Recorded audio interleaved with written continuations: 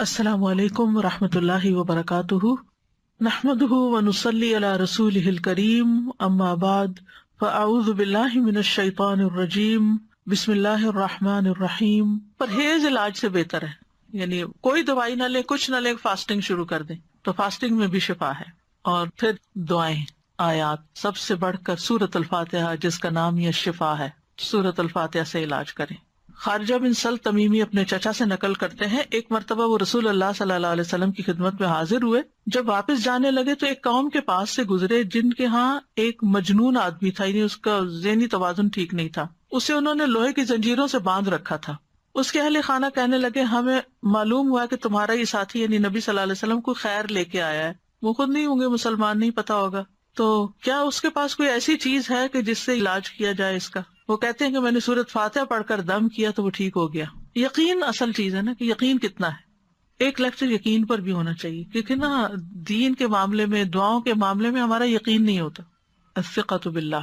پھر جو منزل ہم پڑھتے ہیں اس میں سورۃ فاتحہ کے علاوہ آیت الکرسی ہے، البقرہ کی آخری 2 آیات ہیں، کیونکہ نبی صلی اللہ علیہ وسلم نے فرمایا جس نے سورۃ البقرہ کی آخری 2 آیات ایک رات کو پڑھی وہ اسے ہر آفت سے بچانے کے لیے کافی ہوں گی۔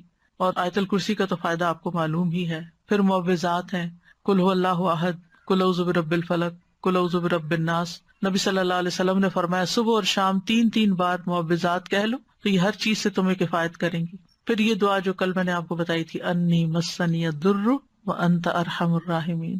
اور اگر وسوسے آ رہے ہیں بہت اور بے چینی ہے اور دل پریشان ہے تو انی مسنی الشیطان بنصب وعذاب، یہ شیطان نے مجھے سخت تکلیف اور عذاب میں ڈال رکھا ہے، یعنی وسوسوں اور نیگیٹو تھنکنگ کی وجہ سے۔ حضرت ایوب علیہ السلام کا حال یاد کر کے اور پھر انت ارحم الراحمین بھی کہیں ساتھ۔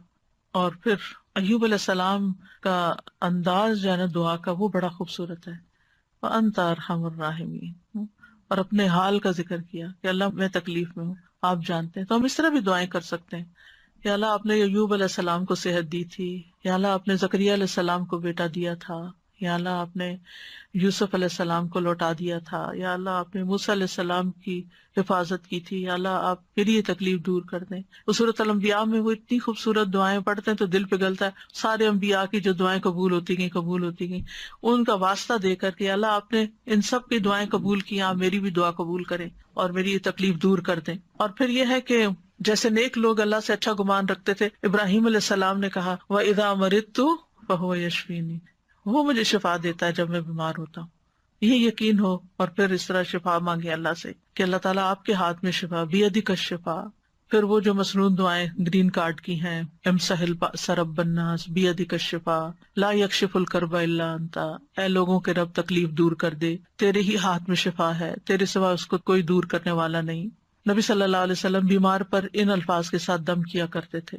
اور پھر ایک اور روایت میں آتا ہے، انس رضی اللہ عنہ کہتے ہیں کہ میں تم پر وہ دعا پڑھ کر کیوں نہ دم کروں جسے رسول اللہ صلی اللہ علیہ وسلم پڑھتے تھے۔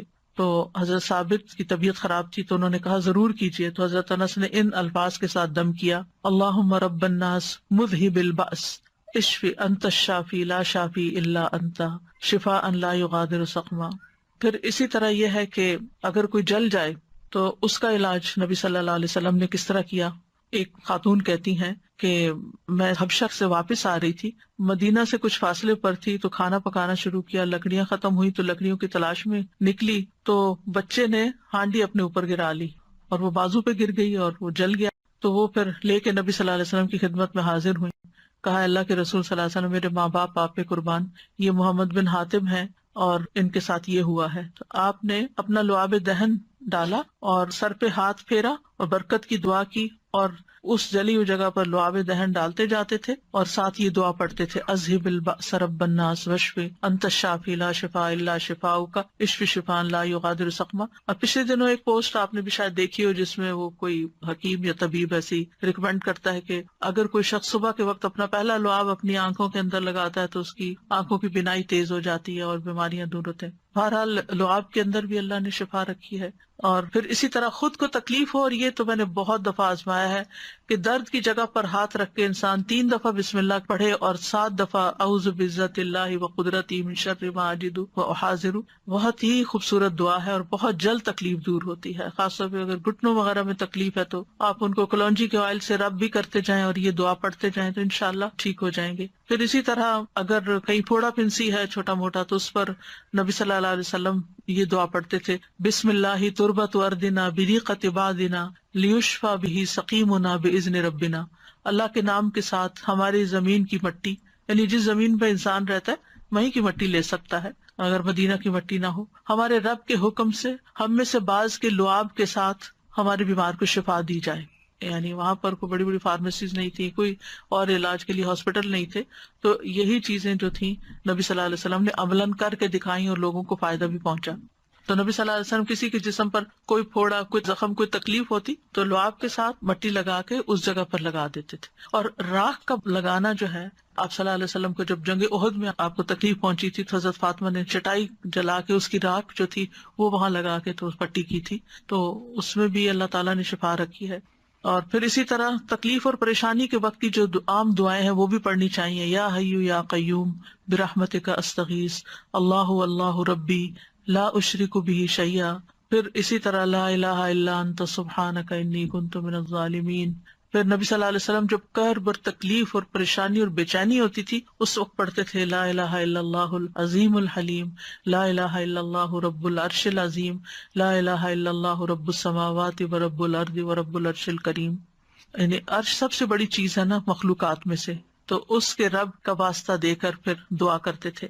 پھر اسی طرح عافیت کی دعائیں بھی مانگنی چاہیے کہ اللہ تعالیٰ بیماریوں سے محفوظ رکھ، خاص طور پر جب کوئی وبا وغیرہ پھیلی ہو یا آپ کسی بیمار کو دیکھیں یا ہاسپٹل میں جائیں یا کسی کی تیمارداری کرنے جائیں. ویسے بھی صبح شام 3 دفعہ اللہم عافنی فی بدنی، اللہم عافنی فی سمعی، اللہم عافنی فی بصری، لا الہ الا انت. پھر اللہم انی اعوذ بک من زوال نعمتک وتحول عافیتک وفجاءۃ نقمتک وجمیع سخطک. اے اللہ بے شک میں تیری پناہ لیتا ہوں اس بات سے کہ تیری دی ہوئی کوئی نعمت مجھ سے چھن جائے اور تیری دی ہوئی عافیت پلٹ جائے اور کوئی ناگہانی عذاب آ جائے، اور میں تیری تمام ناراضگیوں سے تیری پناہ لیتا ہوں.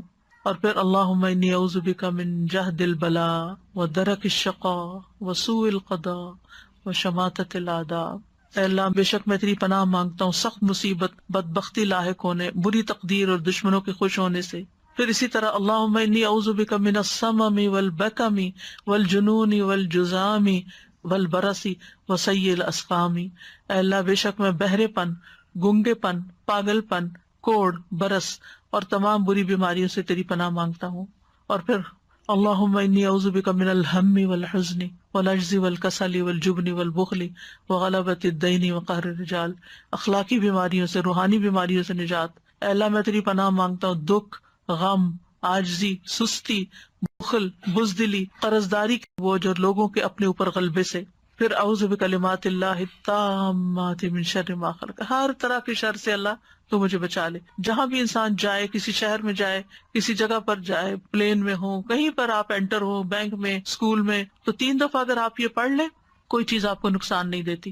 کیونکہ انسان کو ڈر ہوتا ہے نا کہ یہ وائرسز ہوں گے، اور خاص طور پر آج کل کے سیناریو میں. پھر اعوذ بکلمات اللہ التامات من کل شیطان وہامۃ ومن کل عین لامۃ. یعنی لوگوں کی گیدرنگ میں جائیں، آپ کو ڈر ہوتا ہے کہ نظر نہ لگ جائے کوئی اور اسی طرح کی چیز. یہ دعا بھی بہت فائدے کی ہے، ویسے بھی پڑھنی چاہیے. اور پھر شیطانی وسوسے سے اگر بہت نیگیٹو تھنکنگ ہو رہی ہو اور بہت برے برے خیالات آ رہے ہوں، کسی کے بارے میں کوئی بات بہت بری ستا رہی ہو، تو اعوذ بکلمات اللہ التامات من غضبہ وعقابہ وشر عبادہ ومن ہمزات الشیاطین وان یحضرون.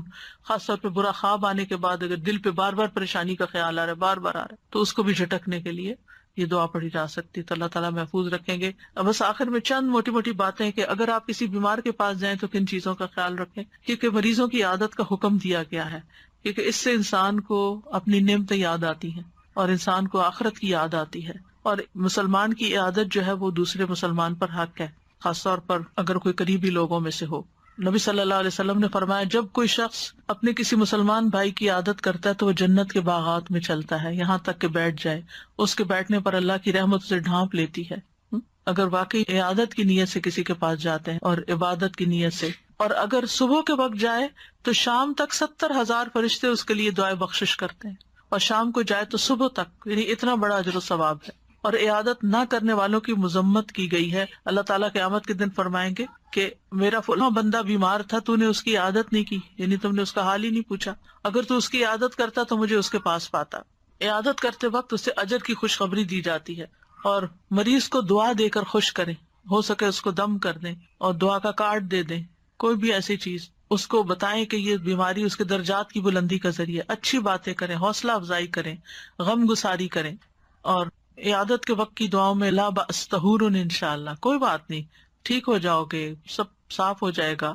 اگر اور دعائیں آپ کو لمبی چوڑی نہیں بھی آتی تو سورۃ فاتحہ تو سب کو آتی ہے، سورۃ فاتحہ پڑھ کے دم کر دیں، معوذات پڑھ کے دم کر دیں، اور پھر اسأل اللہ العظیم رب العرش العظیم ان یشفیک 7 دفعہ پڑھ کے آپ اس پہ دم کر دیں۔ نبی صلی اللہ علیہ وسلم نے فرمایا جو مسلمان کسی بیمار کی عادت کے لیے اس کے پاس آئے جس کی موت کا وقت نہ آیا ہو، اور 7 مرتبہ یہ پڑھے تو اللہ تعالیٰ اس کو شفا عطا کر دیتا ہے۔ تو یہ بیمار کے لیے پڑھنی چاہیے۔ پھر اللہم اشف فلان، اگر دور بیٹھے ہیں تو دور سے دعائیں کر دیں، اور دیگر بھی اذہب البأس اور مذہب البأس، اور یہ ساری دعائیں جو پہلے میں آپ کو بتا چکی ہوں دیگر بیماریوں کے علاج میں، یہ دعائیں گرین کارڈ پہ لکھی ہوئی ہیں، ان سب کا بھی، یعنی اگر آپ کے پاس زبانی یاد نہیں تو دیکھ کے بھی آپ ان کو پڑھ سکتے ہیں۔ اور ساتھ اپنے لیے بھی ایک دعا مانگیں کہ اللہ مجھے اس سے عافیت میں رکھنا، یعنی الحمدللہ الذی عافانی مما ابتلاک بہ وفضلنی علی کثیر ممن خلق تفضیلا۔ تو حدیث میں آتا ہے کہ جو یہ پڑھے گا اس مصیبت سے محفوظ رہے گا جس میں دوسرا مبتلا ہے۔ تو اللہ تعالیٰ ہمیں بیماریوں میں اور ساری تکلیفوں میں درست رویہ اختیار کرنے کی توفیق دے، اور سنت کے مطابق علاج بھی اور بہیو کرنے کی توفیق دے جس سے اللہ تعالیٰ راضی ہو جائے۔ یہ ایک باری امتحان ہے، اس امتحان کو پاس کرنا ضروری ہے، اور پاس کرنے پر بہت بڑے درجات ہیں، اور اگر انسان اس پر ناکام ہو جاتا ہے تو دنیا میں بھی تکلیف اور آخرت کی بھی تکلیف۔ وآخر دعوانا ان الحمد للہ رب العالمین۔ سبحانک اللہم وبحمدک، اشہد ان لا الہ الا انت، استغفرک واتوب الیک۔ السلام علیکم ورحمۃ اللہ وبرکاتہ۔